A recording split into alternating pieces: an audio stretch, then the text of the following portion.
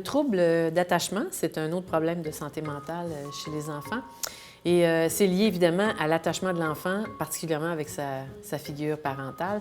Donc, en général, c'est que si un enfant a vu tous ses besoins comblés entre l'âge de 0 et 2 ans, eh bien, il va développer une idée du monde sécuritaire, hein, que le monde est sécuritaire, que je peux avancer dedans en me liant à d'autres personnes parce que je peux faire confiance à d'autres personnes. Quand les besoins n'ont pas été comblés entre 0 et 2 ans, l'enfant va développer une vision du monde qui est hostile.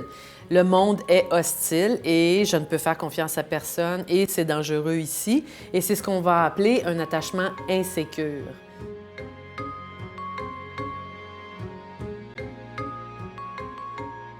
On peut dire qu'il y a 3 formes, en gros, d'attachement insécure. L'attachement inhibé, on appelle ça des enfants solos. C'est un enfant qui en est venu à la conclusion que vaut mieux faire confiance à personne, je vais me débrouiller tout seul. C'est des enfants qui se font mal et qui pleurent pas. C'est ça, ils sont toujours capables tout seuls. Après ça, il y a désinhibés, c'est-à-dire on les appelle des enfants velcro. C'est des enfants, eux, leur idée, c'est que j'ai pas été assez fine, c'est pour ça que j'ai pas été aimée, en gros. Donc, ils vont faire beaucoup de choses pour qu'on les aime. Ils vont être très serviables, ils vont nous toucher beaucoup, ils vont vouloir rester avec nous souvent. Et donc, ça fait un trouble d'attachement désinhibé.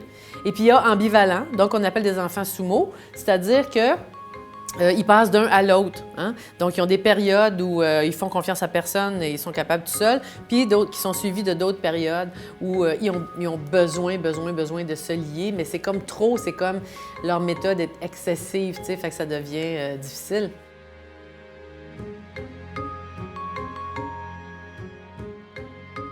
Souvent, on pense que c'est la faute des parents si ces enfants-là ont un trouble d'attachement. Et vraiment, il faudrait lâcher cette idée-là, là, parce qu'il y a beaucoup d'autres raisons qui expliquent ça. Vraiment beaucoup d'autres raisons. Par exemple, des enfants adoptés, des enfants mis en adoption, des enfants qui ont été malades, hospitalisés dans leur petite enfance, là, avant l'âge de 2 ans.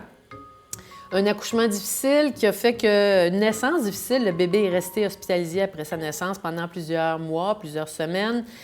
Ça rend l'attachement difficile. Ou alors, ça a été difficile pour la mère, l'accouchement peut-être, et peut-être qu'elle-même a été hospitalisée, même si le bébé est retourné à la maison. Ou alors, elle a fait une dépression postpartum et ça a rendu l'attachement difficile. La mort d'un parent, je veux dire, c'est la faute à personne, là. Un trouble d'attachement, il n'y a pas une faute à poser sur le parent. On peut juste constater qu'il y a un trouble d'attachement. Alors, on va se rappeler que tout ce que je viens de dire, ça ne doit pas et ça ne peut pas servir à poser un diagnostic de trouble d'attachement, on va s'en rappeler. Ça devrait seulement nous permettre d'être capable de remarquer dans nos observations certaines caractéristiques et de les partager aux parents de façon à ce qu'ils prennent la bonne décision d'investiguer ou pas, mais qu'ils sachent qu'on a remarqué quelque chose qui veut peut-être dire quelque chose pour cet enfant-là.